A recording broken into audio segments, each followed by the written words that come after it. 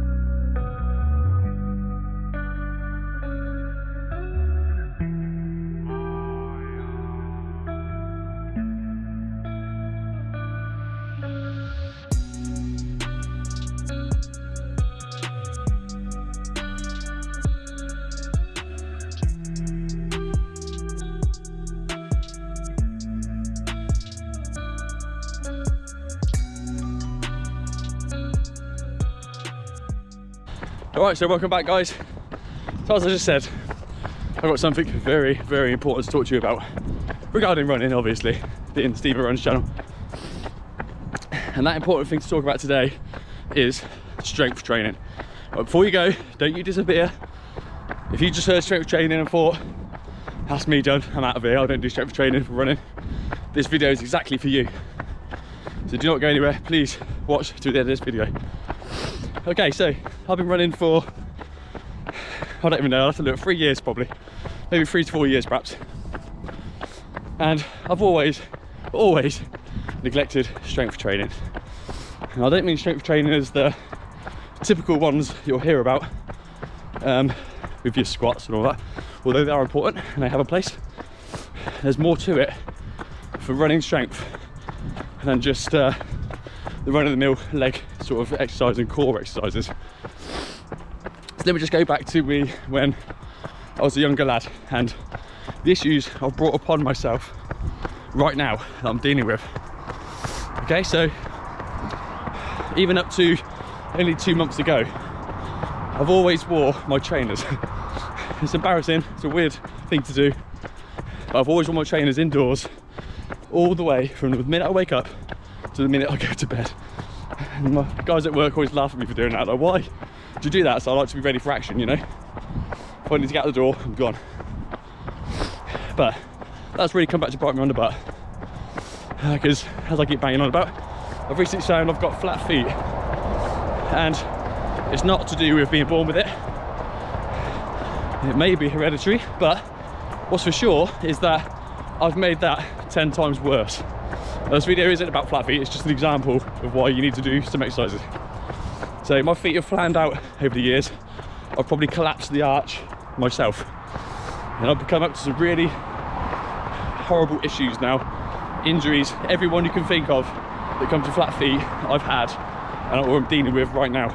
My left to the outside of my knees, plantar fasciitis, like tendonitis in my ankle. It's all there, calf injuries, and that's all because of my flat feet and because my body is not strong enough to cope with all the sort of running you're putting it through. So a lot of my channel now is going to be focused on getting strength training done, and that doesn't just mean, like I said, squats, although they must be a part of your routine. There's so much more to do. And you don't need a full gym at your house. You don't even need to go to the gym if you ain't got time. I know it's hard to fit all your running and stuff in, all into your life, especially when you've got a family and stuff. You spend a lot of your time running. But there's things you can do in your living room, in your garden, in your spare time to make your body ready for all the stress that you're putting it through. I've learnt a hard lesson over the years. I got away with it for some time through my first half marathons and whatnot. But as I've started to up the ante to get ready for these marathons. So my first marathon I did, my body has really started to struggle through. And that first come to light after my first Milton Keynes marathon, when I could barely walk afterwards. And I'm pretty sure that the end of that race, when I was walking and cramping up and all the other things that come with hitting the wall or whatever you want to call it, is because my body was not prepared for what I was going to put it through. So if it sounds like you, please do your strength training, okay? If you're watching this and you think, oh, I don't strength train, then I've been fine. Yeah, that's what I would like too. But when you start to move up and start to get the distances longer, like it happens to everyone almost, you need to be body ready, okay? This doesn't mean bulking up and becoming Mr. Muscle. Actually, he's really skinny, Annie, but yeah, kind of like Mr. Muscle, I guess. Little, not sort of ripped, but strong in all the right places. This means heel raises on your stairs, getting those calves nice and chunky and ready for action. I've had calf issues because the calf wasn't ready for the distance I put in. Strengthening your feet, walking around barefooted is the most underrated exercise. I'm only just finding this out for myself right now because I'm doing it. I'm walking up and down my living room, in the garden, I'm barefoot, on tiptoes. I'm arching my foot on the floor like this to build my arch back up. But if you ain't got flat feet, it's still essential for you to do. Keep those feet strong. They're the first point of contact on the floor. And if they're not strong enough to take it, the rest of your body alignment is going to pay and the injuries start to come in. And I'm pretty sure that's where mine have come from. So strengthen your feet. Look for feet strengthening exercises. You can do them sat on your sofa, scrunching your feet up, dragging a towel towards you, whatnot. Get yourself some of those bands, a pack of bands that you can use. You can sit there, you can strengthen your ankles.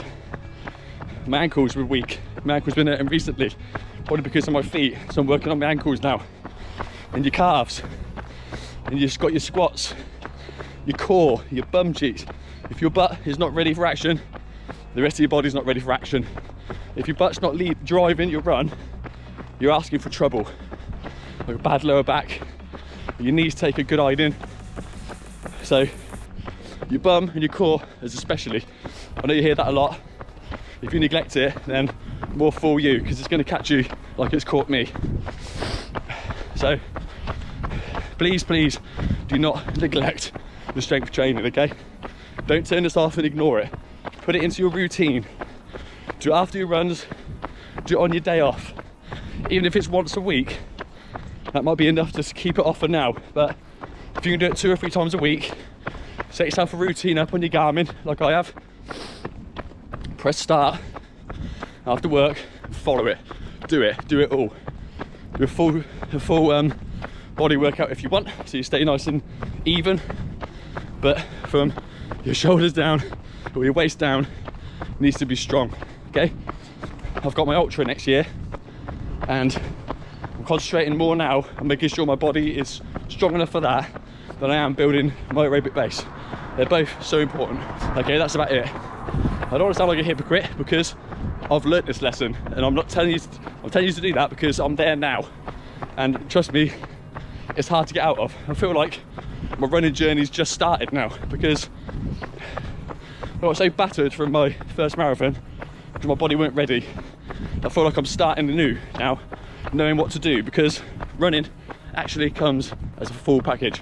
That's including looking after your body, getting it strong, getting the miles in nice and easy to become the full packaged runner. Okay, hope this has been helpful.